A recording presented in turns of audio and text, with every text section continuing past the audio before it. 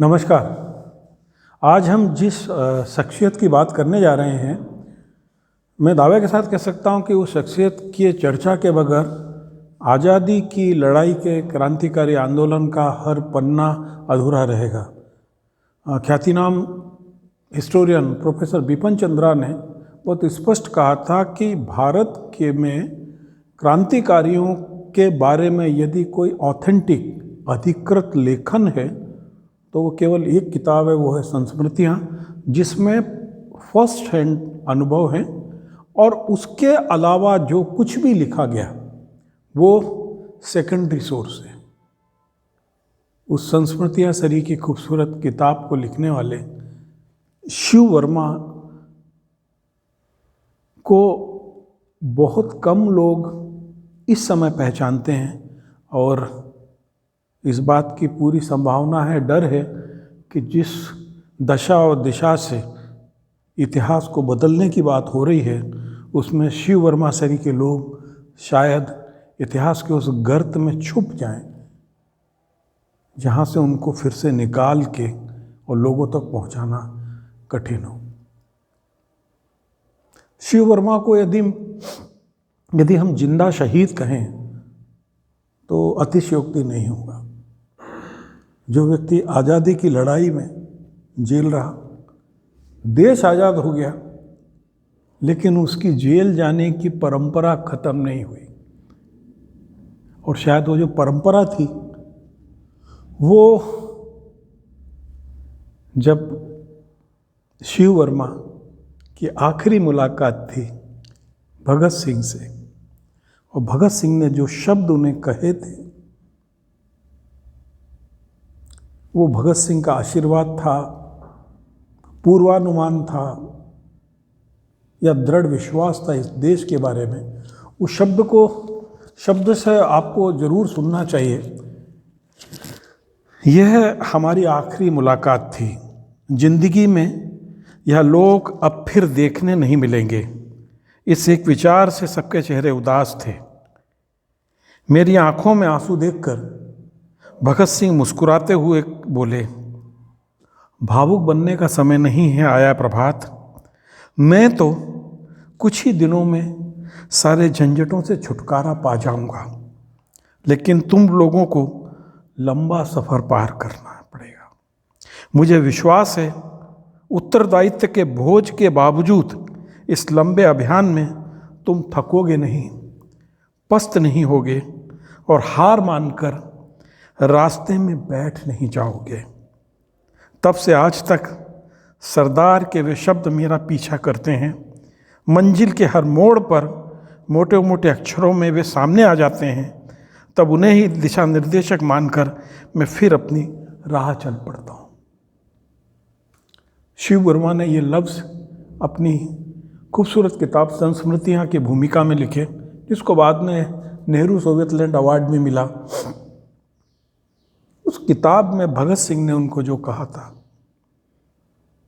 जिन्हें उस समय 23 साल का लड़का जानता था कि आने वाले 70 साल में इस देश में क्या होने वाला है और उस देश में जो होने वाला है उसका सामना करने के लिए कैसे अपने दोस्तों को तैयार किया जाए।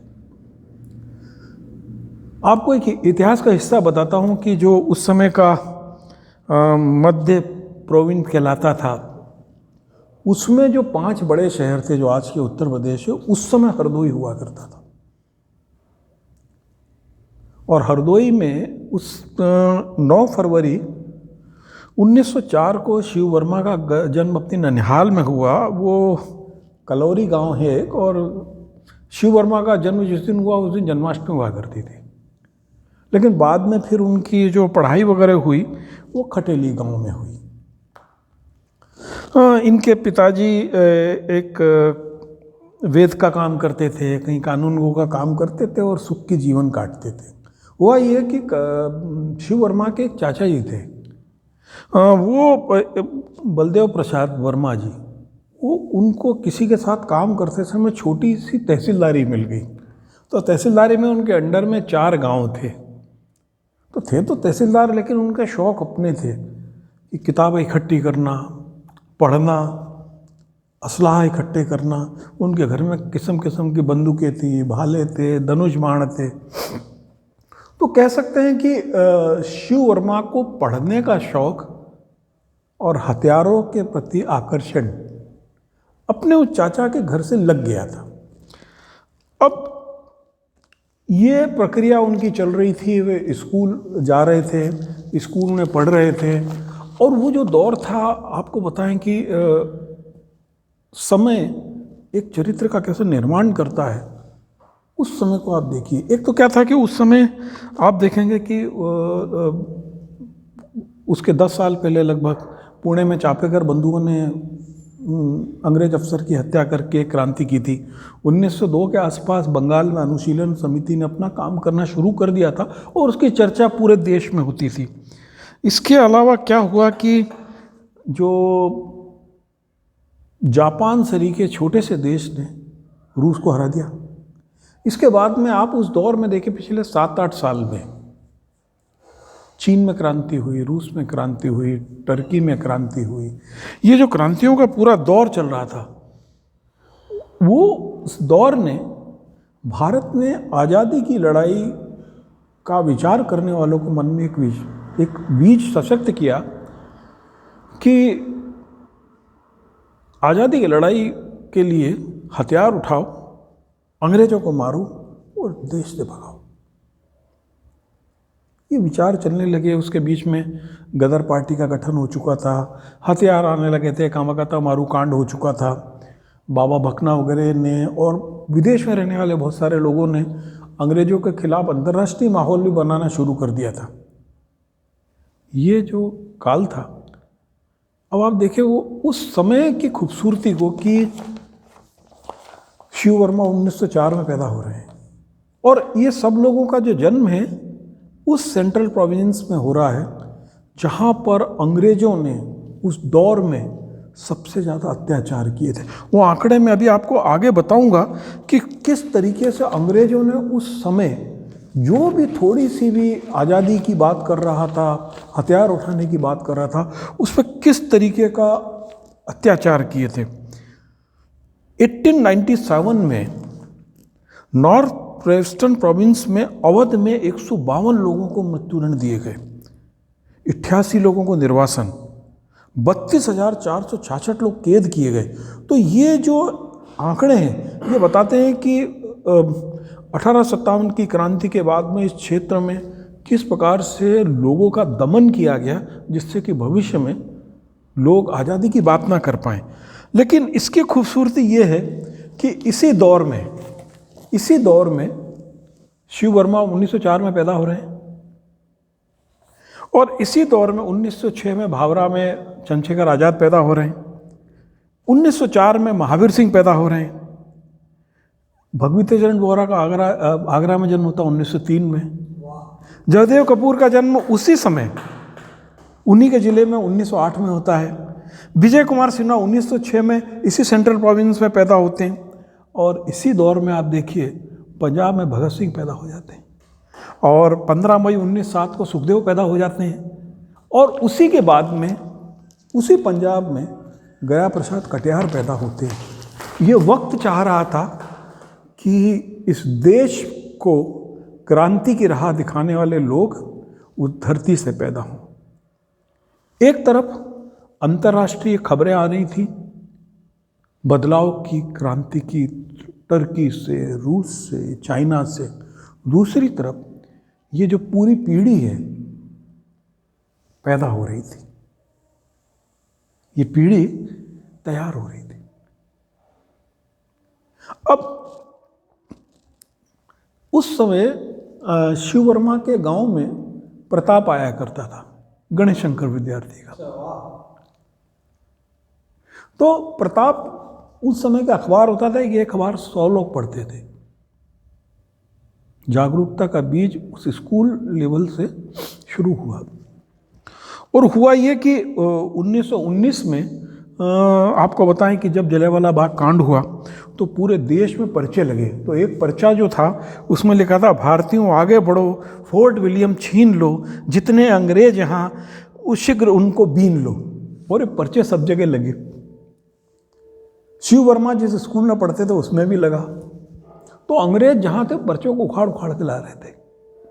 तो शिवदा वो एक पर्चे को घर ले गए, छुपा के रख लिया। अब ब्रितानी हुकूमत के सिपाहियों ने ढूंढना शुरू किया कि वो एक पर्चा कहाँ है। ये अपने पिताजी से लड़ रहे थे कि पर्चा नहीं दूंगा। उनके पिताजी ने बोला बेटा हम लोग संकट में आ जाएंगे। अंत में उन पिताजी ने पर्चे को जला दिया। लेकिन पर्चा जल गया था, लेकिन शिव वर्मा के मन में उसके लफ्ज और उसकी क्रांति के विचार जम चुके थे। अब 1921 में गांधी जी का असहयोग आंदोलन शुरू होता है, जो इनके उस समय केवल 16 साल उम्र के थे। और शिव वर्मा के बड़े भाई थे शिव नारायण वर्मा जी, वो प्रेम उपनाम लिखते थे। शिव नारायण वर्मा उस समय कांग्रेस के कार्यकर्ता थे और वो असहयोग आंदोलन के से अगुआ नेताओं में से उस इलाके में कहलाते थे। और इनके बड़े भाई ने इनसे संकल्प लिया कि जब मैं जेल चले जाऊंगा तो उसके बाद में कांग्रेस कमेटी का काम तुम देखोगे। और शिव वर्मा उस वचन में बंध गए। अब हरदोई में उस समय 4 लोग जेल गए थे, उसमें एक प्रेम जी भी थे। शिवदा ने स्कूल छोड़ दिया। उन्होंने स्कूल छोड़ दिया, पूरे टाइम जाके कांग्रेस के एक दफ्तर में बैठते। और चूँकि एक वहाँ पर एक कलेक्टर था, कलेक्टर थोड़ा सा मानवीय दृष्टिकोण का था, उसने बोल दिया था कि भाई नाबालिगों को अरेस्ट ना किया जाए। तो इस चक्कर में शिव वर्मा गिरफ्तारी से बचे रहे और वो कांग्रेस दफ्तर में चले गए। उस समय कांग्रेस कमेटी का काम होता था कि जो लोग जेल में हैं उन लोगों के परिवार को कुछ अन्न पहुंच जाए, उनको जो मदद पहुंच जाए, इमदाद पहुंच जाए, कोई लोग आ जा रहे हैं उनकी व्यवस्था कर दे। तो शिव वर्मा इस सब काम में उस समय अपने भाई के वचन के कारण इन्वॉल्व रहे। और उसके बाद का पूरा घटनाक्रम आप लोगों को मालूम है कि कैसे असहयोग आंदोलन में दम आया, फिर चोरी चोरा कांड हुआ। और चोरी चोरा कांड के बाद में गांधी जी ने आमरण अनशन किया और गांधी जी के आमरण अनशन के बाद में उस आंदोलन को स्थगित करना पड़ा। और अकेले कांग्रेस नहीं, क्योंकि कांग्रेस तो उस समय एक बैनर थी। देश पूरी ताकत से असहयोग आंदोलन के साथ था और सोच लिया था कि जस व तस ब्रितानी हुकूमत को भगाना है। और जैसे ही गांधी जी ने असहयोग आंदोलन को वापस लेने की बात की, बहुत सारे लोग इस फैसले से रुष्ट थे, नाराज थे और उनको लगा कि उनका रास्ता कांग्रेस से अलहदा है। ऐसे में शिव वर्मा भी थे, लेकिन अभी वो अपने भाई को दिए हुए वचन के साथ बंधे हुए थे। सबसे बड़ी चीज़ है कि वो और जयदेव कपूर लगभग एक ही क्लास में साथ में पढ़ रहे थे। दोनों की विचारधारा एक थी। जयदेव कपूर की माँ शिव वर्मा को अपना दूसरा बेटा मानती थी, जैसे कि भगत सिंह की माँ विद्यावती ने बटुकेश्वर दत्त को अपना दूसरा बेटा माना हुआ था। उनके अंतिम दिनों पूरे विद्यावती जी की गोदी में बीते। ठीक इसी तरह जयदेव कपूर की माँ ने भी शिव वर्मा को अपना बेटा माना हुआ था। और ये दोनों लोग साथ में बढ़ रहे थे, आगे चल रहे थे। और इसके बाद में क्या हुआ कि मालवीय और हसरत मोहानी, इन दोनों ने भारी विरोध किया था गांधी जी के आंदोलन वापस लेने का। लेकिन अब सबकी बात थी और मानी गई। कांग्रेस कमेटी में गांधी जी की जिद भी चलती थी और उस कारण वो आंदोलन रुका। और उसके बाद में ये 1922 का जो चोरी चोरा कांड हुआ, उसके बाद में देश में एक दूसरी धारा तैयार होने लगी। इस तरफ जलियांवाला बाग कांड हो चुका था, साइमन का आगमन हो चुका था, लाला लाजपत राय की शहादत हो चुकी थी। और ये पूरे दौर में धीरे धीरे ये जो सेंट्रल प्रोविंस से अलग अलग जगह जवान पैदा हुए थे, इनके मन में विचार था, लेकिन एक दूसरे से मुलाकात नहीं हो पा रही थी। ये जीवन आगे बढ़ता है। शिव वर्मा के मन में ये बड़ा तकलीफ थी कि जिन कांग्रेसियों के लिए वो राहत जुटा रहे हैं, जिनके लिए काम कर रहे हैं, उसमें तो बहुत सारे लोग वक्त देख के अपने तरीके से अलिखित माफियों के साथ में वापस आ रहे हैं। और शायद ये दर्द शिव वर्मा के मन में ऐसा रहा कि फिर वो कांग्रेस से उन्होंने हर समय दूरी बना के रखी, और आगे चल के आज़ाद हिंदुस्तान में शायद यही कारण था कांग्रेस से उनकी दूरी का, कि उनको लगातार जेलों का सामना करना पड़ा। तो जब गांधी एक प्रकार से अपना अल्पमत में आ रहे थे, और लेकिन इस इलाके में, अवध इलाके में एक अलग आंदोलन खड़ा हो रहा था, उसको कहा था एका आंदोलन। एका आंदोलन किसानों का आंदोलन था, और एका आंदोलन के ना लगान माफ़ हुई, ना ज़मीन मिली, ये वहाँ पर एक मुद्दा था। और उसको लेकर पूरा इलाके में किसानों में इतना आक्रोश था कि उनके पास में अनुभव था 1857 का कि हर गांव में एक रोटी भेजी गई थी। तो इसी तरीके से एका आंदोलन में हर गांव में एक सुपारी जाती थी, सुपारी, पूरी सुपारी, और वो संदेश होता था कि भाई अब आपके गांव में सभा होनी है। और उस सभा के बाद में अलग अलग लोग इकट्ठे होते थे, और जो एक मदारी पासी करके एक चरित्र उस समय उभरा।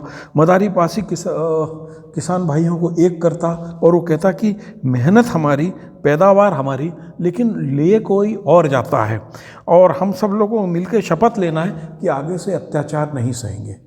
और इस बात को लेकर किसानों में ज़बरदस्त एकता थी, और कहा जा सकता है कि वो स्वतंत्रता की बात तो नहीं थी, लेकिन अंग्रेज़ों के द्वारा लगान और धरती पे सौंपे गए कर के खिलाफ एक आवाज़ मदारी पासी के नेतृत्व में पूरी तरीके से उठ रही थी।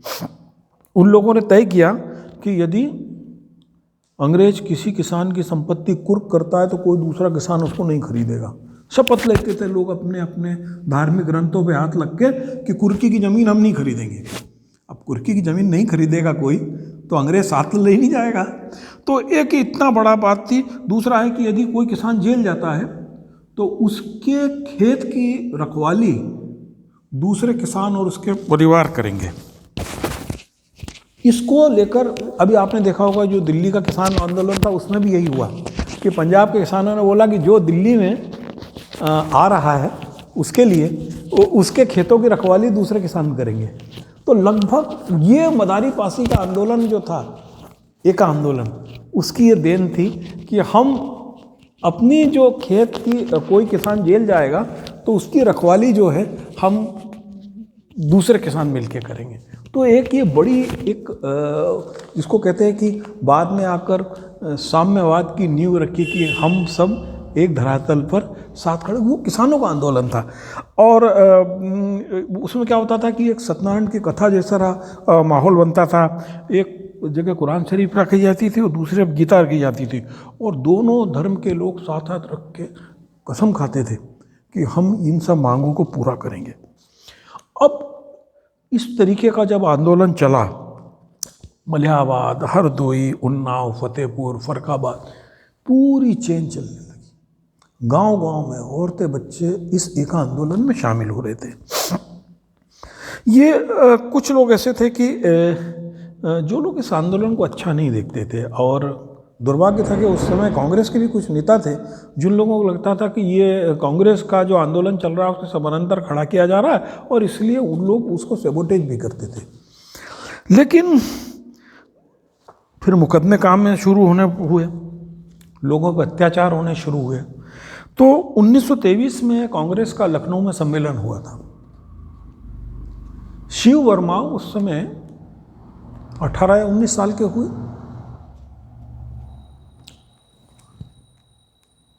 वे लखनऊ गए सम्मेलन में शामिल होने, और उनका उद्देश्य केवल ये था कि वो गणेश शंकर विद्यार्थी को मिलें और उनसे कहें कि इस आंदोलन के बारे में और इसके अत्याचार के बारे में आप रिपोर्ट करो। लेकिन वहाँ बड़ा भीड़ भक्कड़ थी, उनसे मिले लेकिन वो बातचीत नहीं हो पाई। शिव वर्मा ने हार नहीं मानी। उन्होंने क्या किया कि चल के वो कानपुर एक दिन उनके प्रेस पहुंच गए। गणेश शंकर विद्यार्थी कहीं जाने को तैयार थे, तो उन्होंने देखा कोई यंग सा लड़का आके खड़ा हुआ है। उन्होंने बोला हाँ बोलो। तो बोले मैं ऐसा ऐसा हूँ, मैं हरदोई से आया हूँ और मेरे को आपको इसके बारे में बात करना है। विद्यार्थी जी बैठ गए।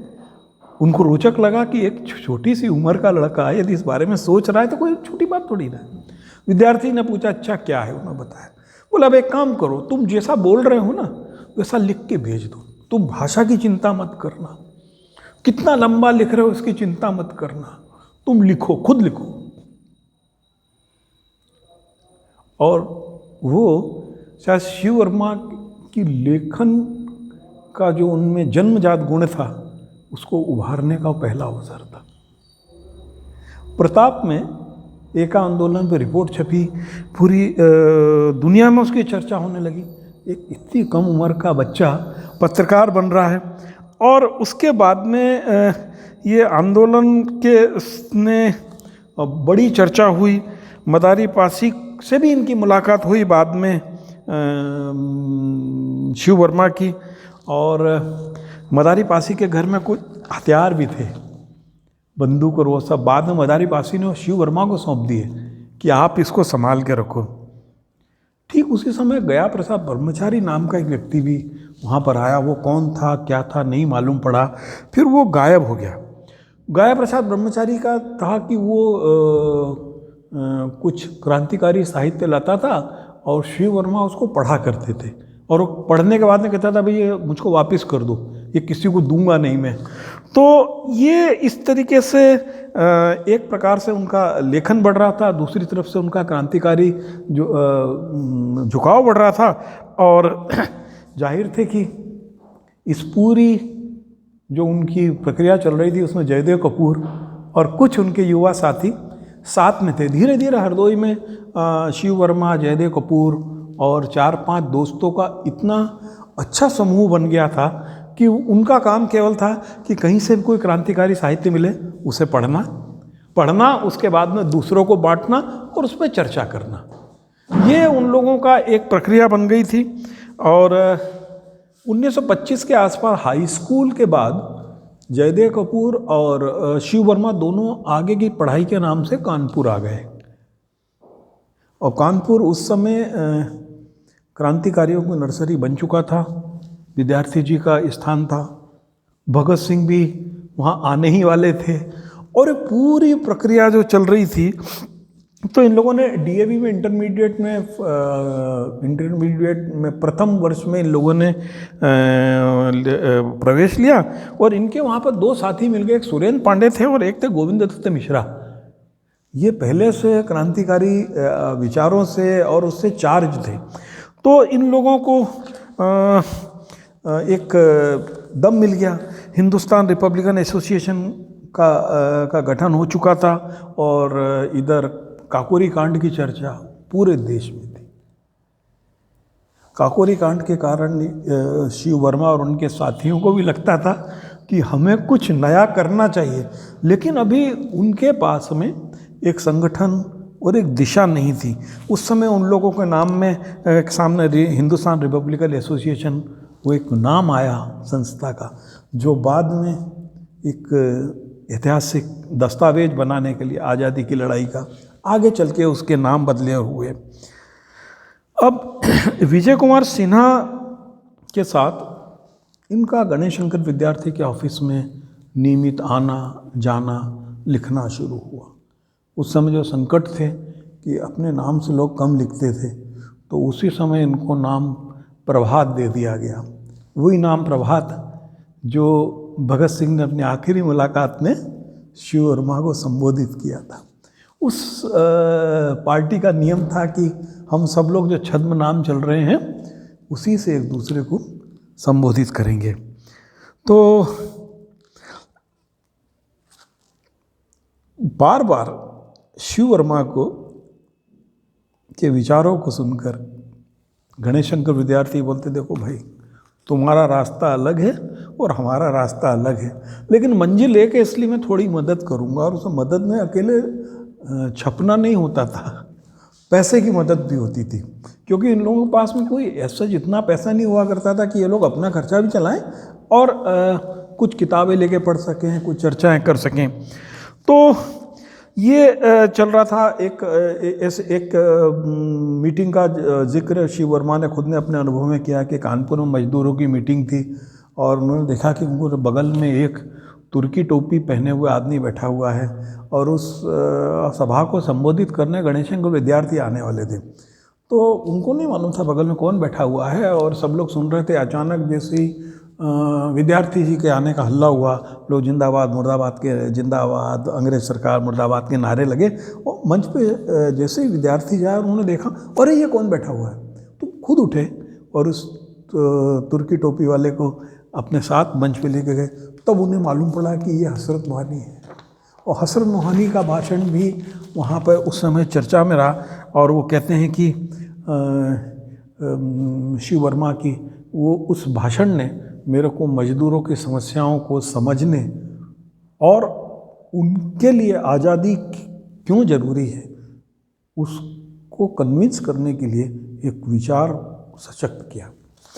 वो एक बड़ा महत्वपूर्ण था। उस समय सरदार भगत सिंह बलवंत के नाम से लिखा करते थे और ये प्रभात के नाम से लिख रहे थे। चांद का फांसी अंक तैयार हो रहा था। चांद के फांसी अंक के लिए इन दोनों ने, भगत सिंह ने भी और शिव वर्मा ने भी, कई बायोग्राफीज लिखी, कई लोगों के चरित्र लिखे, जिसमें गेंदालाल की जीवनी है, काकोरी के शहीद रामप्रसाद बिस्मिल ने लिखी थी उसमें, और उसकी फांसी हो चुकी थी जब।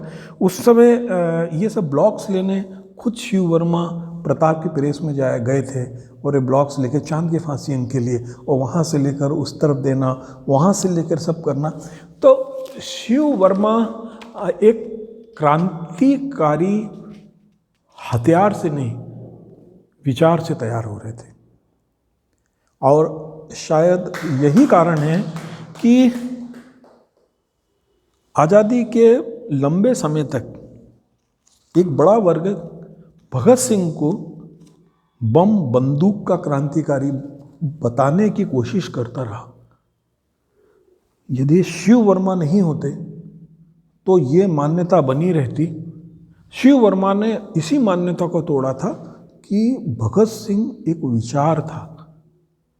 वो आगे मैं चर्चा करूँगा कि कैसे भगत सिंह एक विचार था, उसको शिव वर्मा ने स्थापित किया।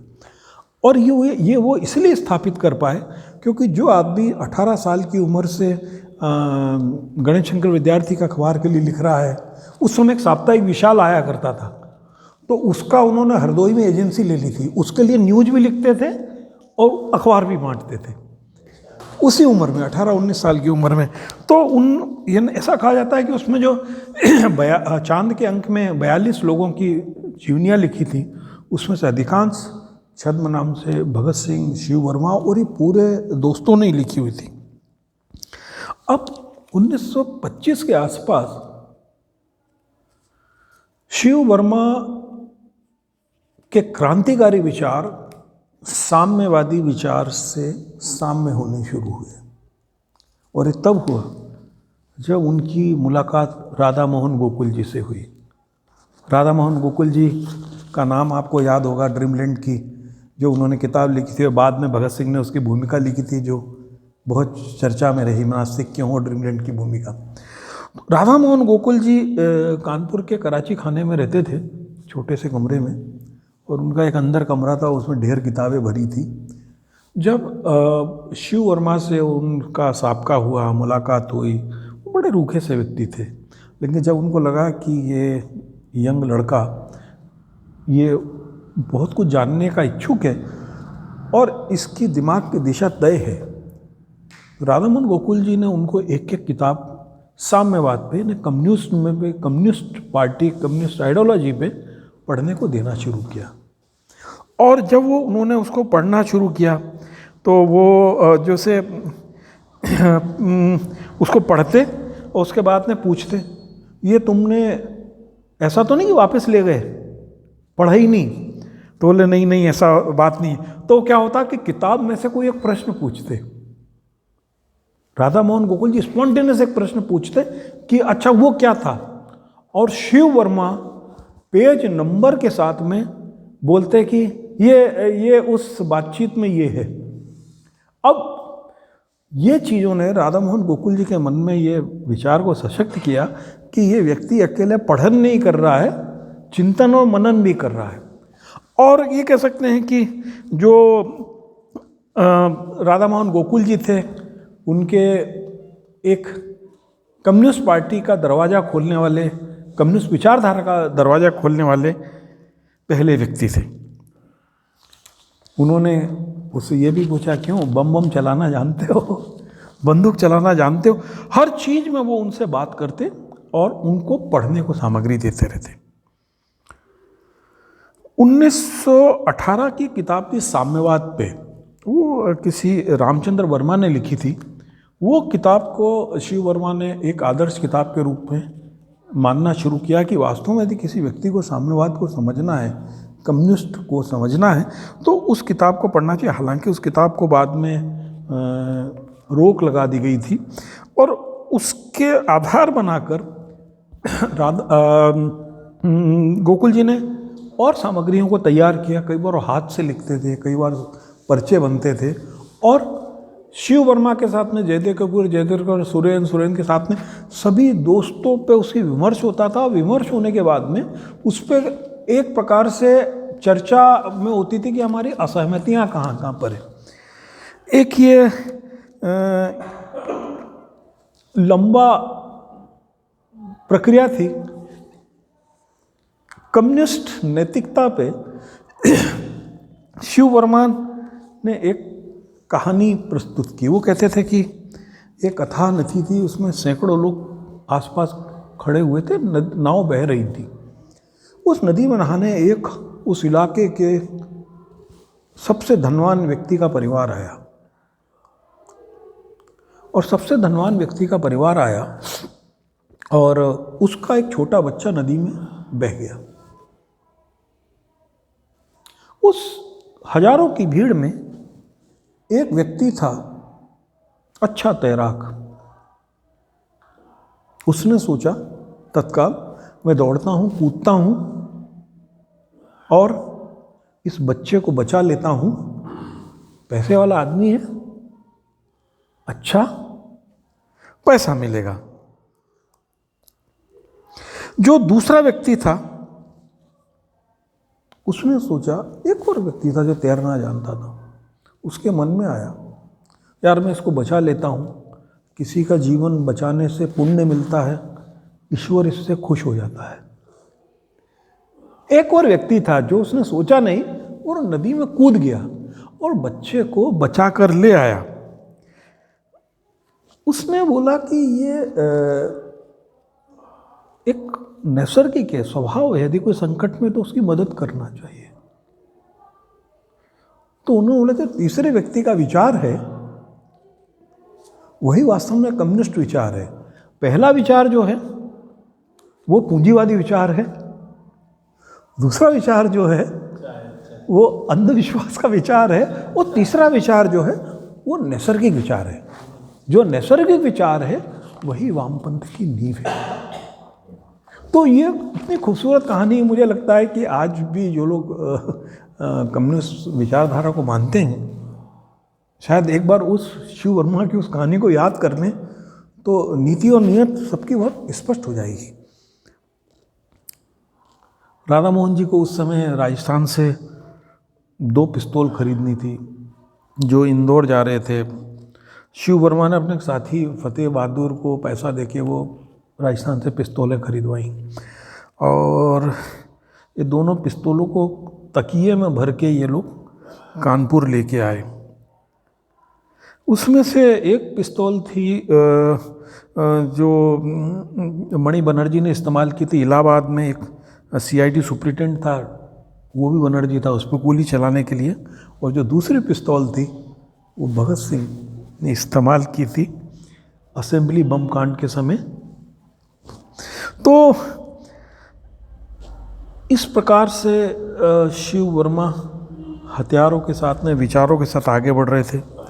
काकोरी कांड पे हमने चर्चा की ही कि काकोरी कांड किस प्रकार से देश के आज़ादी के लोगों का एक आइकॉन बन गया था।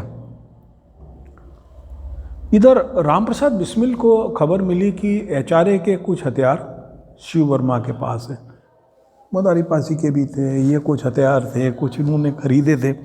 तो बिस्मिल ने बोला कि भाई हथियार कहाँ है? तो उन्होंने बोला कि ये 2 लोगों में से किसी के पास हो सकते हैं। तलाशी हुई शुरू उसकी, वो हथियार मिले। इस बीच में क्या हुआ कि सीआईडी को खबर मिल गई कि कानपुर में शिव वर्मा का जो घर है वो अड्डा बन चुका है और इनके घर में छापे की तैयारी होने लगी। ये 1925 के आसपास की बात है और ये लोग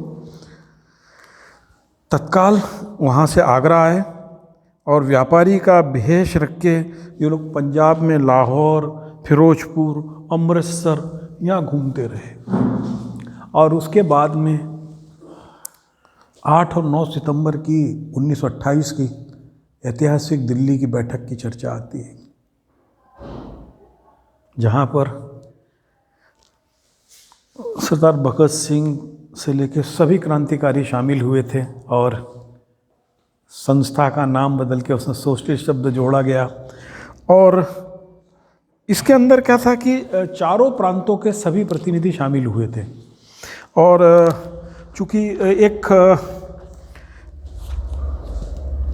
चंद्रशेखर आज़ाद कप्तान थे ही, तो जो इस दिल्ली की बैठक हुई इसमें जो लोग 4 प्रांत से आए थे, पंजाब से सरदार भगत सिंह थे, सुखदेव थे, और फणींद्रनाथ घोष और मनमोहन बनर्जी बंगाल से थे, राजस्थान से कुंदनलाल थे, उत्तर पश्चिम प्रांत से 5 लोग आए थे, जिसमें शिव वर्मा थे, जयदेव कपूर थे, विजय कुमार सिन्हा थे, सुरेंद्र पांडे और ब्रह्मदत्त मिश्रा है। सुरेंद्र पांडे और ब्रह्मदत्त मिश्रा जो पहले से ही कानपुर में शिवदा के शुरुआत से ही जब इंटर कॉलेज में गए थे उनके साथ हो गए। तो ये लोग इस अवध प्रांत से जुड़े हुए थे। और कुछ जो बंगाल के आए थे साथी थे वो इसमें सोशलिस्ट सबको जोड़ने से सहमत नहीं थे, लेकिन जब सबकी एक राय बनी तो उसको जोड़ा गया। उस पूरे पर्चे को तैयार किया गया कि आज़ादी मिले तो कैसे मिले, जब आज़ाद भारत हो तो कैसा आज़ाद भारत हो। बहुत सारे लोगों से पूछिएगा कि भगत सिंह की संकल्पना में आज़ाद भारत में शासन करने का तरीका कौन सा था, फेडरल के रिपब्लिकन? नहीं जवाब दे पाए।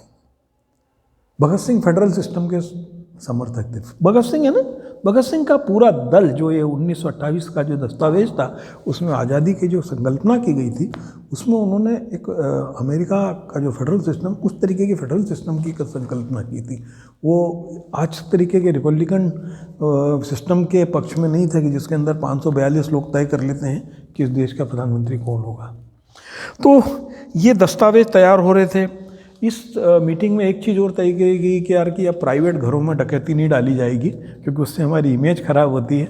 अब हम लोग केवल सरकारी खजानों को ही लूटा करेंगे। अब 17 नवंबर 1928 को लाला जी की मृत्यु हो जाती है। 17 दिसंबर 1928 को इन लोगों ने सैंडर्स पे गोली चलाई। वो गोली चलाने के बाद में फिर वो जो दुर्गा भाभी के साथ में अंग्रेज अफसर बन के चलने का वो प्रकरण है वो सब लोग जानते ही हैं। और उसके बाद में 8 नवंबर 1929 को दिल्ली की असेंबली में बम फेंक दिया गया, जिसमें कहा गया कि बहरी सरकार के कान खोलने के लिए ऐसे बम के धमाके जरूरी है। ये घटनाएं इतनी तेज़ी से घटित हो रही थी और उसी तेज़ी से ये पूरी संस्था हिंदुस्तान रिपब्लिकन सोशलिस्ट एसोसिएशन तैयार हो रही थी नए नए कर्म करने के लिए। और ये बात भी तय है कि उस दौर के अंदर अंग्रेज सरकार हलाकान थी, अटक से लेके कटक तक क्रांतिकारियों ने अंग्रेज गवर्नमेंट की चूल्हे हिला दी थी।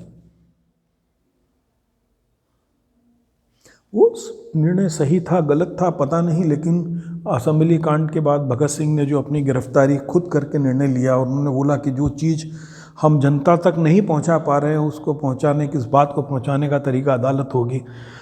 वो एक ऐसा मोड़ आया क्रांतिकारी आंदोलन में कि उसके बाद में लगभग सभी क्रांतिकारी पकड़े गए या शहीद हुए, और उसके बाद में वो पूरी धारा जो थी वो कमज़ोर हुई।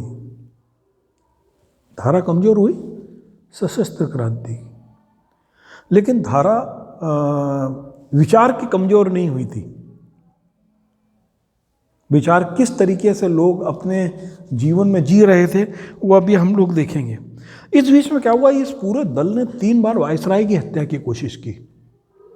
एक बार इन्होंने कोशिश की, जयदेव कपूर, शिव वर्मा और राजगुरु तीनों को मालूम पड़ गया कि ये जो होली के अवसर पर दिल्ली में एक ये दावत में जाने वाला वायसराय, ये लोग लाव लश्कर हथियार लेके उसको ठोकने पहुंच गए। लेकिन हुआ ये कि एन समय पे इनको मालूम पड़ा, क्योंकि एक बार गलती हो चुकी थी पहले भी, कि ये जो वायसराय की गाड़ी है, असल में गाड़ी तो वायसराय की, लेकिन उसमें कुछ औरतें हैं। इन लोगों ने उस हमले को वापस ले लिया। ऐसे एक बार उनको मालूम पड़ा कि वायसराय देहरादून शिकार खेलने गया है, तो पूरा फौज फाटा लेके वहाँ पहुँच गए कि इसको मारेंगे। लेकिन हुआ ये कि इन लोगों के आने की खबर सीआईडी को लग गई, और सीआईडी को खबर लगी तो सीआईडी ने इनको घेरना शुरू किया। आज़ाद भी वहाँ थे। इन लोगों ने बोला, कैप्टन आप यहाँ से जाओ। उनने बोला कि मैं यहाँ पर कप्तान हूँ। आज़ाद ने, मेरी जिम्मेवारी तुम सबको पहले तुम लोग निकलोगे फिर मैं निकलूँगा। फिर शिव वर्मा रे सब लोग वहाँ से निकाले, फिर आज़ाद भी निकल के गए। तो इस प्रकार से इन लोगों ने एक बार इन्होंने लाहौर में कोशिश की। लाहौर में इन लोगों ने गाड़ी को रोक लिया था, और उसमें भगवान दास बाहोर जी थे, मलकापुरकर जी थे, ये सब लोग भी थे। कि इन लोगों ने सोचा यार कि हम जो हैं कि इनको, लेकिन उसमें भी वो लोग असफल रहे। अब ये जितनी चालें चल रही थी, इस बीच में झांसी शिव वर्मा गए, झांसी से फिर आगरा आए। आगरा में इन लोगों ने सोचा कि हम बम बनाने की फैक्ट्री की स्थापना करें। तो आगरा में पहले भी एक स्थान था जिसमें भगत सिंह भी रहे थे, और बम बनाने का कारखाना चल रहा था। इन्होंने कुछ सामान खरीदा और दुकान पर रख दिया, और एक होटल में खाना खाने चले गए। तो होटल में खाना खा रहे थे, तो तभी किसी ने बोला, अरे फला जगह वो हथियार बनाने की बड़ी फैक्ट्री पकड़ी गई है, 40-50 बंगाली भी पकड़े गए हैं, और ये भी है। अब भगत सिंह को लग गया, शिव वर्मा को समझ में आ गई कि कहीं छापा तो पड़ा है। तो हो सकता है कि 40-50 बंगाली बात अफवाह हो, लेकिन कोई बात तो है। ये उस तरफ चले, इन्होंने देखा पुलिस की गाड़ी में सुखदेव है, उससे निगाह ना मिले, उसके लिए शिव वर्मा ऐसे बैठ गए सड़क पे जैसे पेशाब कर रहे हैं। और उनको अब समझ में आ गया कि अब हमारे ऊपर में घेरा जो है वो तगड़ा हो रहा है। उन्होंने पूरा सामान बीना और सहारनपुर आ गए। सहारनपुर में इन लोगों ने बम बनाने का कारखाना फिर शुरू किया, कोई असलाहा बनाए। इस तरफ से क्या था, कानपुर से इनकी गतिविधियों की खबर आने लगी थी। उधर भगत सिंह के साथी का जो खास साथी थे, जो लोग पर्चे लिखते थे कुछ, तो उसमें इनका नाम सबसे ऊपर, जो शब्द अंग्रेजों ने इस्तेमाल किया था, जो गैंग या गिरोह, उसमें इनका नाम सबसे ऊपर था। तो ये लोग लगातार फरारी में भाग रहे थे। शायद सहारनपुर का इनका निर्णय बहुत अच्छा नहीं रहा, क्योंकि सहारनपुर एक तो छोटी सी जगह थी। छोटी जगहों में होता यह है कि सब लोग एक दूसरे को पहचानते हैं, और अनजान व्यक्ति पहले पहचान में आ जाता है। और उस समय जिन लोगों को क्रांतिकारी विचार होते थे, उनकी निगाह, चलना फिरना, बोलना, वो एक अलग लहजा हुआ करता था। और वहाँ पर इन लोगों पे इनकी निगाह पुलिस की पड़ गई, और इस प्रकार से ये इनको वहाँ से फिर भागना पड़ा। अब ये बक्सा लेके लाहौर पहुँचते हैं। लाहौर में इनको कोई नहीं मिलता है। लाहौर में इनको मालूम पड़ा था कि इन्होंने कि सुखदेव से मुलाकात कर लेते हैं, तो सुखदेव से इनकी मुलाकात ही नहीं हुई। अब सुखदेव से इनकी प्लानिंग है थी, सुखदेव से मुलाकात होगी, उससे पैसे लेंगे और फिर आगे बढ़ेंगे। अब सुखदेव इनको मिले ही नहीं। अब ये अनारकली के आर्य समाज मंदिर में पहुँचे। अनारकली जहाँ पर आजकल लाहौर में पूरा खाने का बाजार भरता है, तो वहाँ पर इन्होंने बोला कि भाई मेरा बटुआ गिर गया है, तो उन्होंने वहाँ पे खाना खाया और वहाँ से 4 आने भी इनको मिले। तो 2 आने में इन्होंने सामान छुड़वाया रेलवे स्टेशन से, वो 2 आने अपने पास में रख के ये आगे बढ़े। अब दिन भर इन्होंने मजदूरी, इन्हें सोचा कुछ और मजदूरी करके पैसा इकट्ठा कर लेता हूँ। अब शिव वर्मा का शरीर और वो तो लगता नहीं था कि मजदूर, इनको काम ही कोई देने को तैयार नहीं। फिर इनको मालूम पड़ा कि महावीर सिंह यहीं पे कोई ड्राइवर की नौकरी कर रहे हैं, कहीं पे ड्राइवर बन के छुपे हुए हैं। इन्होंने अलग अलग टैक्सी स्टैंड पे पता करना शुरू किया। लाहौर में 10-25 गाड़ियाँ होंगी उस दौर में। तो मालूम पड़ा महावीर सिंह खुद इतने बीमार हैं कि उनकी स्थिति किसी को मदद करने की नहीं है। आखिरकार ये ट्रेन में बैठ के चल दिए। वो बक्सा सिर पे लादे लादे इन्होंने अब क्या किया कि फिरोजपुर पहुंच गए। फिरोजपुर में गया प्रसाद जी थे, डॉक्टर का काम करते थे, कटियार जी और क्रांतिकारियों का पूरा संस्था चला रहे थे। अब इन्होंने अपने गया प्रसाद ने बोला कि मेरा भाई आने वाला है। थोड़ी देर में देखते कि शिव वर्मा अपने सिर पे इतना बड़ा ट्रंक रखे आ रहे हैं। उनको बड़ा लगा यार कि लोग क्या कहेंगे, इनका भाई है, मजदूर सरी का ट्रंक रखे हुए आ रहा है। बहरहाल वो सामान उनके घर में सुरक्षित रखा गया। बाद में गया प्रसाद जी के यहाँ भी आगे चल के इसी सामान की जब्ती को छापा हुआ। तो ये इनका इधर जो दिल्ली वाली मीटिंग हुई थी, दिल्ली वाली मीटिंग की चर्चा के कारण सीआईडी पीछे लगी थी। इस प्रकार से बम का सामान जो आगरा में जब्त हुआ था उसके कारण पीछे पड़ी हुई थी। चंद्रशेखर आज़ाद का निवास झांसी में लोकेशन हो गई थी। तो सेंट्रल प्रोविंस की जितनी भी सीआईडी थी वो इन लोगों के पीछे लगी थी। जाहिर है हर समय कुछ न कुछ तो मुखबिर हुआ ही करते थे, कुछ अंदर के भी कुछ बाहर के भी। तो ये आपको बताएं कि 13 मई को शिव वर्मा पकड़े गए। वो सहारनपुर हेडक्वार्टर बनाने के चक्कर में सहारनपुर में ही पकड़े गए। साथ में जयदेव कपूर भी थे। इनकी अच्छी पिटाई की पुलिस ने, इनको ढंग से पीटा। दुबला पतला आदमी था लेकिन अच्छी पीटा। जब इनको पकड़ लिया तो एक जो दरोगा था उसने पूछा, यार आपके पास तो अंदर इतना असलहा था, इतना हथियार था, आप लोगों ने उसका इस्तेमाल क्यों नहीं किया? आप तो एक बार इस्तेमाल करते तो भाग सकते थे।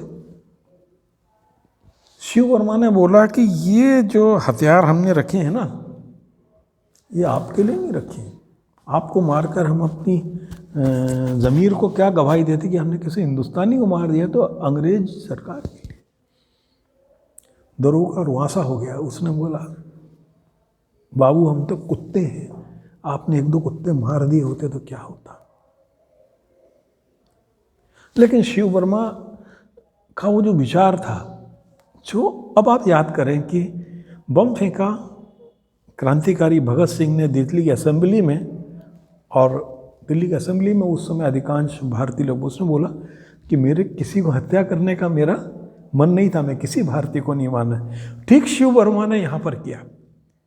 उन्होंने बोला कि मैं किसी भारतीय को नहीं मारना चाहता था और खुद पिटते रहे। वहाँ पर एक मजिस्ट्रेट भी थे, रहमान बख्श कादरी, उन्होंने भी इनकी बड़ी मदद की उस समय कि इन लोगों को जैसे जैसे थोड़ा बचाया जा सके, इनकी इज्जत। लेकिन हुआ क्या कि स्थानीय पुलिस से तत्काल पूरा मामला सीआईडी को चला गया। आसपास पूरे सीआईडी वाले थे। न तो दरागा ज़्यादा मदद कर पाया, ना रहमान बख्श कादरी मदद कर पाए। और इनका जो पूरा केस था, क्योंकि इनके ऊपर उस समय केस लगा हुआ था सांडर्स हत्याकांड वाला, तो इनको लाहौर भेज दिया गया। अब भगत सिंह और उनके साथी सुखदेव राजगुरु भी बटुकेश्वर दत्त वगैरह यहाँ पर थे लाहौर में, और ये लोग भी थे। अब क्या था कि इन लोगों को सेंट्रल जेल में रखा गया था, और जो बाकी लोग थे इनको बोस्टन जेल में रखा गया था। जेल अलग अलग थी, तो इनकी मुलाकात नहीं हो पाती थी। एक उस समय की घटना बताते हैं कि शिव वर्मा की माँ और शिव वर्मा के चाचा जी लाहौर जेल में शिव वर्मा को मिलने गए, और उसके बाद में जब वो वहाँ से लौट रहे थे तो वो हरिद्वार आ गए गंगा स्नान के लिए। तो वो उस समय का आप लोगों को ध्यान होगा कि आमतौर पर जो तीर्थ यात्री होते तो पंडे के घर ठहरते थे, कोई धर्मशाला नहीं होती थी, जो आपका पंडा है उसके घर ठहर गए। तो ये उस पंडे के घर ठहरे और पंडे के घर पर एक कैलेंडर लगा हुआ था, उसमें लाहौर कांड के लोगों के फोटो थे। तो उनकी माँ ने बताना शुरू किया कि ये है, ये है, ये है। तो पंडे ने बोला आप उनको कैसे जानते हो? तो जब चाचा ने बताया कि ये शिव वर्मा की माँ है, उस पंडे ने मुनादी करा दी कि शाम को शिव वर्मा की माँ घाट पे आएंगी। वो घटना का जिक्र होता है कि हजारों लोग वहाँ पर इकट्ठे थे हरिद्वार के घाट पे, जो उनके केवल चरण रज लेना चाहते थे। ये मैं आप कह सकते हैं कि लाहौर कांड की जो चर्चा थी, लाहौर कांड और उसके बाद में असेंबली बम कांड, उसके बाद में इस देश में क्रांतिकारियों के लिए जो लोगों का सम्मान था, हरिद्वार शरीफ की जगह में, हरिद्वार में आमतौर पर कहा जाता है पंडे बड़े प्रोफेशनल होते हैं, लेकिन उसके घर में कैलेंडर लगा था और हरिद्वार में ऐसे हजारों लोग इकट्ठे हुए केवल उनके सम्मान के लिए। तो ये उस केस की खूबसूरती थी और उन जवानों की खूबसूरती थी। 10 जुलाई 1929 को ये लाहौर षड्यंत्र वाला केस शुरू हुआ था, लाहौर कॉन्स्पिरेसी केस, सांडर हत्याकांड वाला कहलाता था। उस केस में भगत सिंह, सुखदेव, किशोरीलाल, आज्ञाराम, देशराज, प्रेमदत्त, जयदेव कपूर, शिव वर्मा, गया प्रसाद जी कटियार, बटुकेश्वर दत्त, केवलनाथ त्रिवेदी, अजय घोष, जतेंद्र नाथ सान्याल जिन्होंने बाद में भगत सिंह की शानदार जीवनी लिखी, सुरेंद्र नाथ पांडे वे कानपुर वाले, महावीर सिंह, विजय सिन्हा, कुंदन लाल और एक था शिवराम उर्फ राजगुरु। ये सब लोग उस केस में मुजरिम थे। जिस प्रकार से अदालतों में हल्ला हो रहा था, कोई सुनवाई नहीं हो रही थी, लोगों का अभियुक्तों को लाया नहीं जा रहा था क्योंकि उनको लगता था अभियुक्त आते तो हजारों लोग आते हैं, वहाँ पे हंगामा होता है, भगत सिंह के भाषण सुनते हैं, अंतर्राष्ट्रीय स्तर पर बनता है, बाद में इन लोगों को लाना ही बंद कर दिया था। एक तरफा इसमें यानी इनकी गैर हाजिरी में सुनवाई पूरे केस की होती रही, फैसला भी गैर हाजिरी में हो गया। यानी आमतौर पर ऐसा होता नहीं है कि मुजरिम गैर हाजिर हो, वो जेल में हो, उसको पेश ही नहीं किया जाए और गैर हाजिरी में फैसला दिया। तो वो जो केस था उसमें विजय दादा, जयदेव कपूर, गया प्रसाद जी, कमलनाथ और बटुकेश्वर दत्त, किशोरीलाल, महावीर सिंह और शिव वर्मा, इन लोगों को आजीवन कारावास सुनाया गया। कुंदन लाल को 7 साल की सज़ा हुई थी, प्रेमदत्त को 5, देशराज भारती को 3 साल की सज़ा हुई, बाकी सबको रिहा कर दिया गया।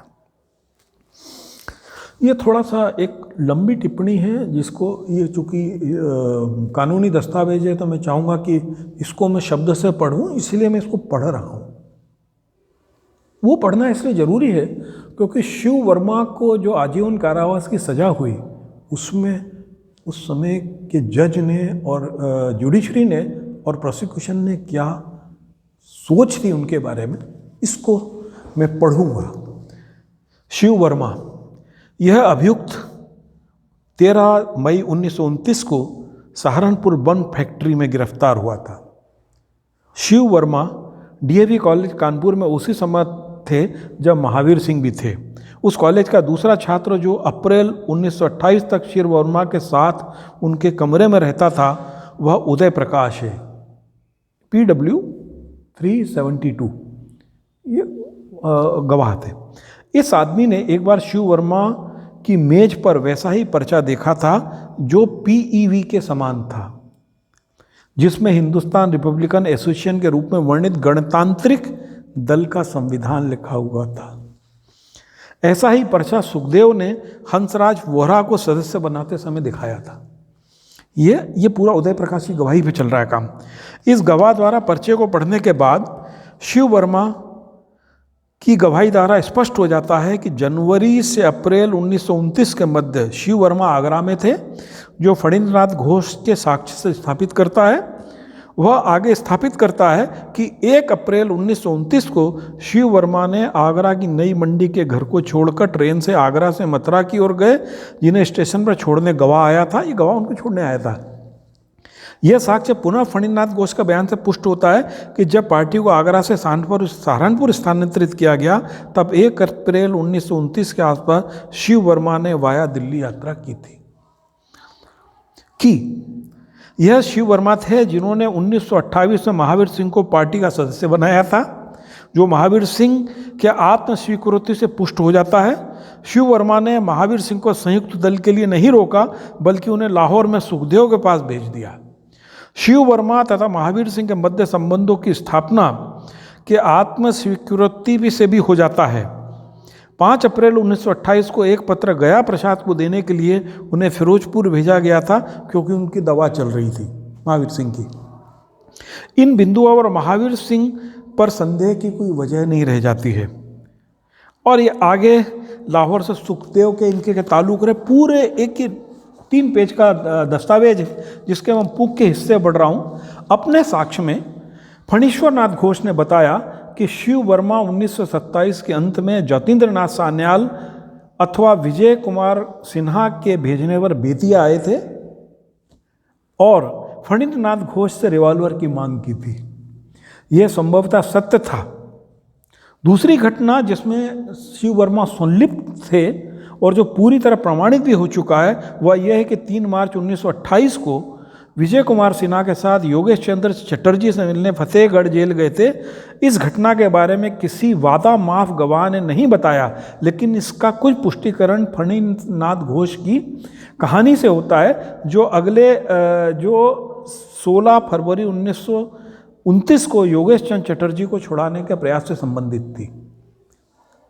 इसमें ओंकारनाथ PW 334, जैनुल आब्दीन PW 335 और sub inspector Mohan Singh PW 13, ये 3 गवाहों का इसमें जिक्र किया गया है, जिससे इन्होंने सिद्ध किया कि शिव वर्मा क्रांतिकारी गतिविधियों के स्थापित सदस्य थे और जो असलाहा लाहौर कांड में इस्तेमाल किया गया वो शिव वर्मा के द्वारा पहुंचाया गया था। और इसमें एक मुगल बाजार अमृतसर में राम साहे के मकान का भी जिक्र किया गया है। जय गोपाल जो सबसे बड़ा गवाह था, जय गोपाल ने अपनी गवाही में बताया कि सितंबर 1928 के अंत में शिव वर्मा और उस समय राम नारायण अथवा बड़ा भाई के नाम से फिरोजपुर में गया प्रसाद के घर आए, 7-8 दिन रुके। इनके पास में manufacturer and uses of explosive प्रदर्शित जब्ती दिखाई सहित विभिन्न पुस्तकें थी, पारे की एक बोतल थी, पिस्टल थी और विभिन्न मृत्यु दंड से पाए गए इससे पहले जो क्रांतिकारी थे उनकी जीवनियाँ थी।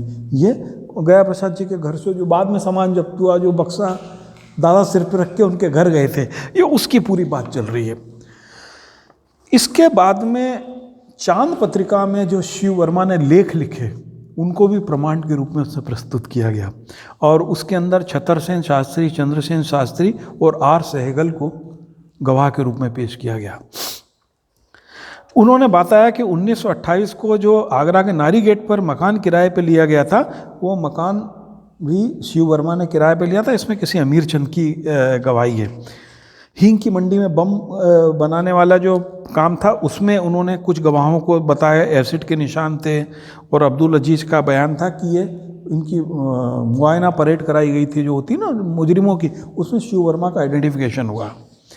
एक लंबा जो पूरा आदेश देखे उसके अंदर इन्हें आप देखें, यदि आदेश को करीबन 12 पेज का है तो उसको पढ़े तो शिव वर्मा की पूरी बायोग्राफी उभर के आ जाती है। उसमें इनके सहारनपुर में जो उन्होंने स्थापना की, इन्होंने जो देहरादून वाला कांड है वो भी इसमें से सामने आ रहा है, इनकी आगरा की यात्रा इसमें आ रही है।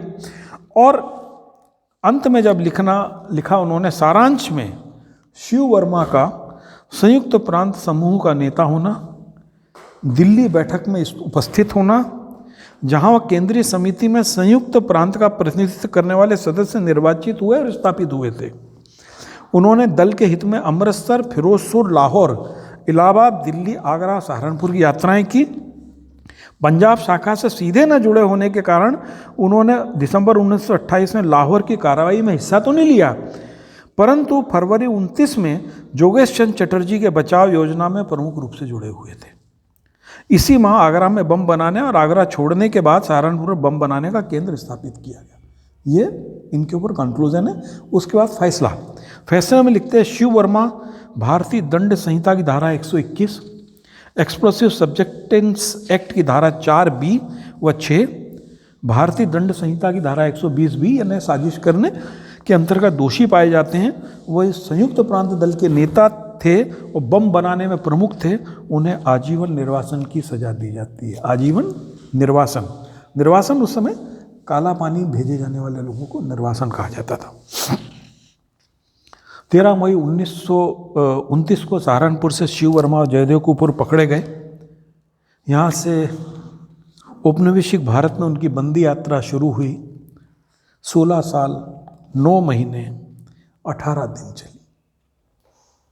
16 साल 9 महीने 18 दिन ब्रितानी हुकूमत में वो जेल में रहे। बोस्टन जेल में उन्होंने भूख हड़ताल की।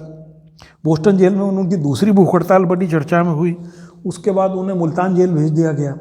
फिर वहाँ से मुल्तान से उनको राजा मुंदरी भेजा गया। राजा मुंदरी है ना, जो इस समय आंध्रा में। राजा मुंदरी जेल में भी उन्होंने कैदियों को इकट्ठा करना, भाषण देना, कम्युनिस्ट पार्टी क्या है, आज़ादी क्यों जरूरी हो, शुरू कर दिया। उसके बाद में उनको मद्रास जेल भेज दिया गया। एक्चुअल क्या था कि उस समय परिवहन के साधन तो ऐसे थे नहीं कि तत्काल किसी आदमी को पोर्ट कर दिया जाए। तो निर्वासित लोगों को अलग अलग जेल में रखा जाता था। बोस्टन से उनको राजा मुंदरी से उनको भेज दिया चेन्नई। और उसके बाद 1933 में उन्हें अलग अलग जेलों में भेजा गया। और 14 जून को 1933 को उनका नंबर आया अंडमान भेजने का।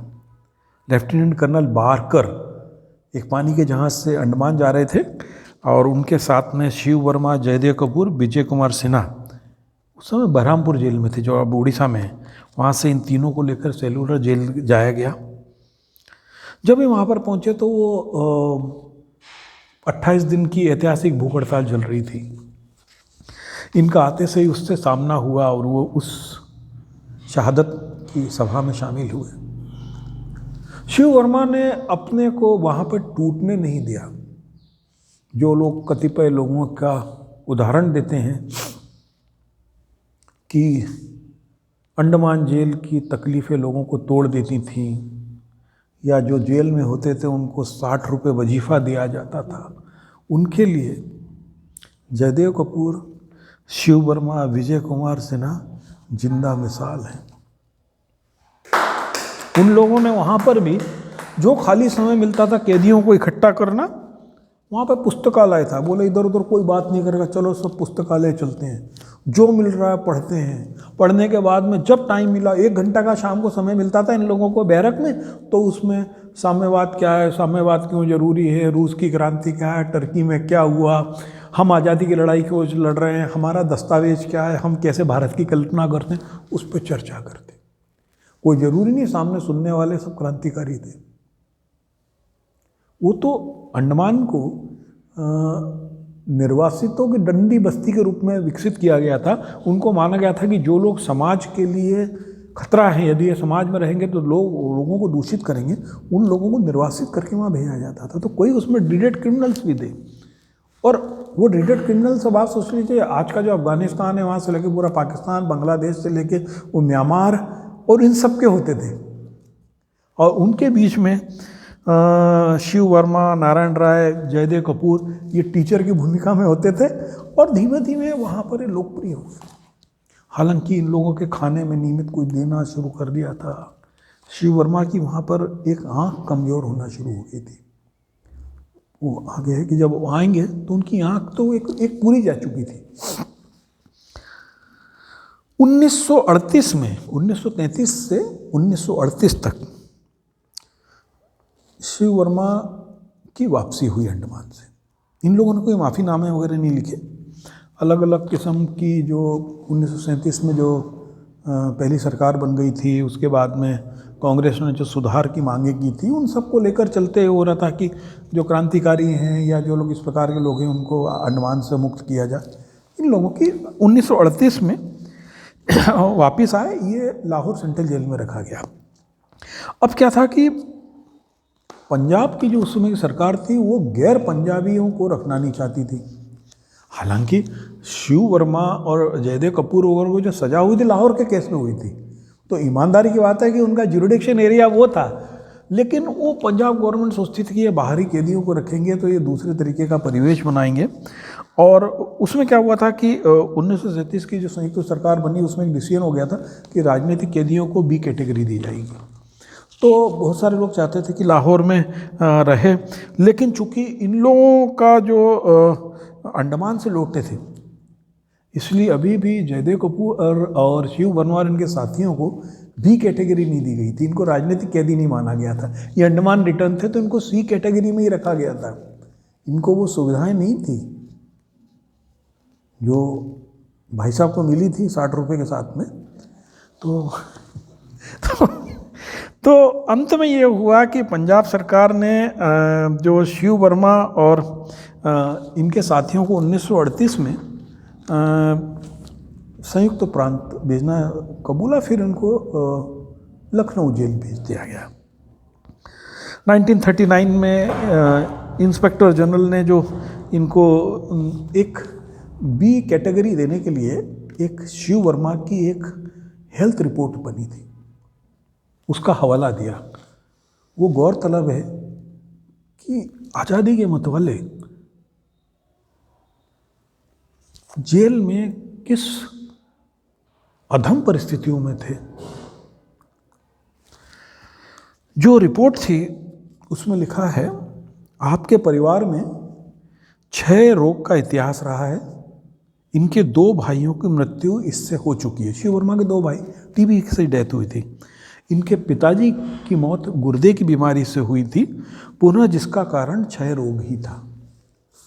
इस रिपोर्ट में बताया गया शिव वर्मा को 2 बार पहले 1915 में और फिर 1929 में लाहौर जब इन्होंने भूख हड़ताल की थी लाहौर जेल में, तब इनको निमोनिया हो गया था। और 1937 में जब इनको अंडमान से बाहर निकालने की तैयारी की गई, तब भी इनको टीबी हो चुका था। 1929 में जब इन्होंने लाहौर में 52 दिनों वाली हड़ताल में शामिल होते, तब भी इनको निमोनिया हो गया था। तो इनको बताया गया कि इनका शरीर इतना कमज़ोर है कि इनको बी कैटेगरी दी जाए। ये सेंट्रल प्रोविंस की लखनऊ जेल में इनका स्थिति थी। 1930 में इनकी मुलाकात बताते हैं कि चंद्र सिंह गढ़वाली से भी हुई थी, और चंद्र सिंह गढ़वाली ने इनको मार्क्सवाद पे किताब पढ़ने को दी थी।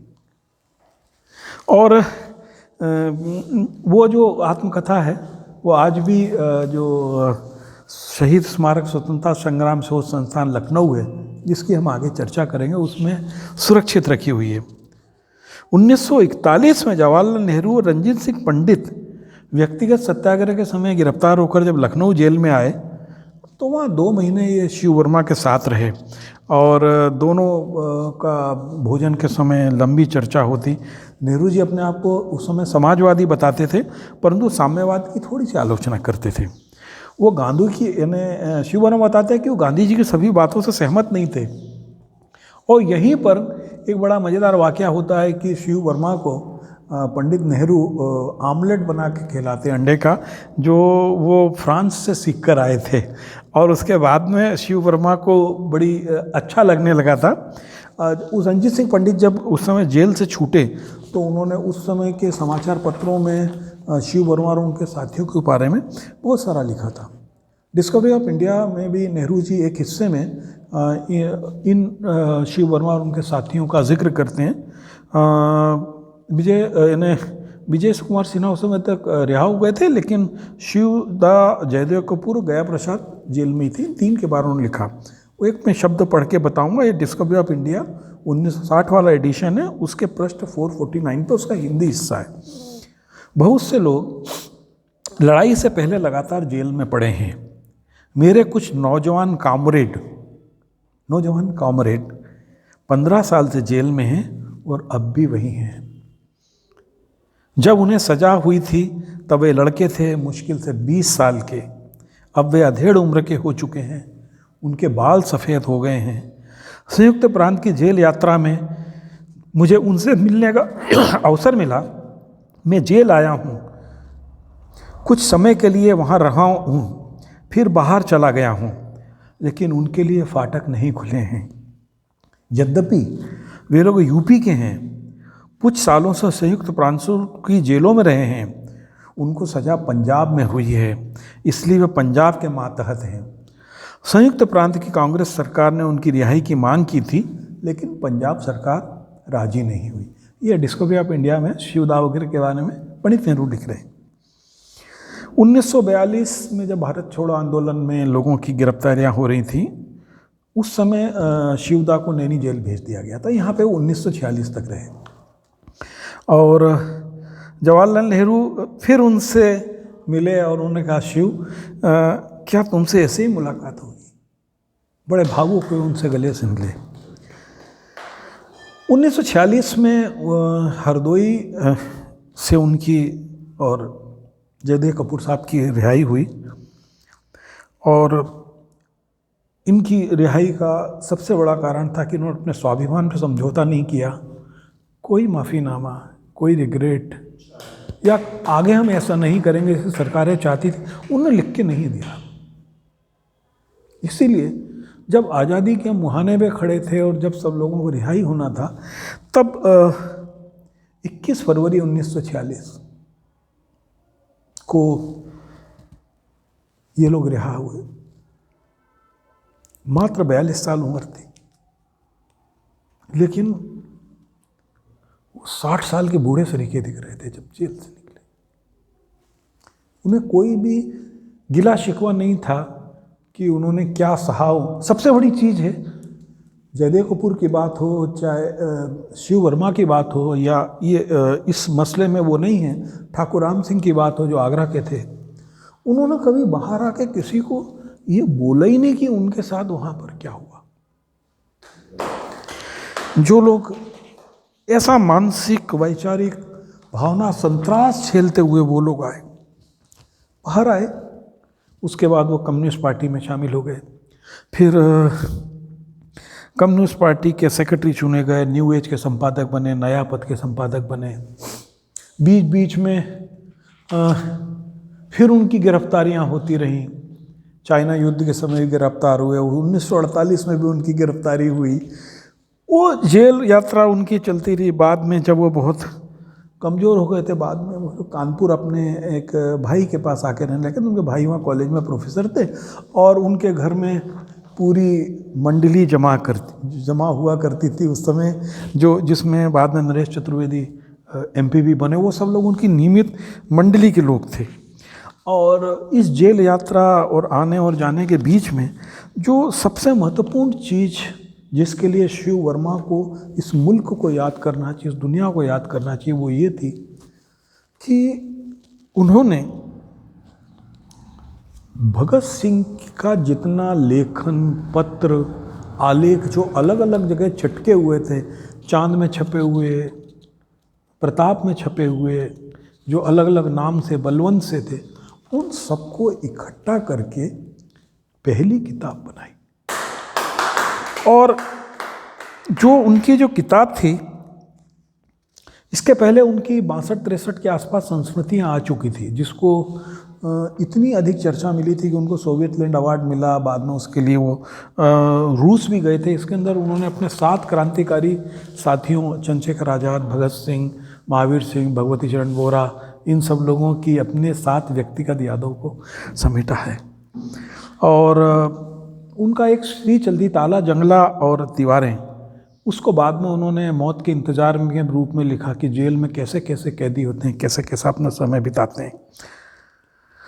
उनकी जो ये भगत सिंह की किताब थी, selected writings of Bhagat Singh, उसको कम्युनिस्ट पार्टी ने स्पॉन्सर किया। TG रणदिवे ने उसकी भूमिका लिखी थी उस समय। हरकिशन सिंह सुरजीत ने उसकी प्रस्तावना लिखी और 1981 के आते आते वो लगभग उनकी आंखें पूरी चली गई थी। बाईं आंख तो पहले ही चली गई थी, दाईं आंख में उनका कैटरेक्ट था। उनका कैटरेक्ट के 2 बार ऑपरेशन हुए, लेकिन वो उनके आँख सफल नहीं हुए और फिर वो 1981 के आसपास तक वो बोल बोल के लोगों को लिखवाते रहे। उनका बहुत सारा राइटिंग्स बोल बोल के है। 1983 में वो दुर्गा भाभी के ये पास का संस्था में आ गए थे, जो लखनऊ मांटेसरी चलाती थी। फिर बाद में दुर्गा भाभी अपने बेटे के पास में गाजियाबाद चली गई। तो वो जो पूरी संस्था है, आज अरबों रुपए की धरती है, वहाँ पर एक स्कूल चलता है। तो वहाँ पर शहीद स्मारक तो स्वतंत्रता संग्राम शोध संस्थान की स्थापना की गई शिव वर्मा ने। उसमें आज भी लगभग 5000 शानदार किताबें, कुछ अप्रकाशित दस्तावेज आज़ादी की लड़ाई से जुड़े हुए, लगभग 400 क्रांतिकारियों के तैल चित्र हैं।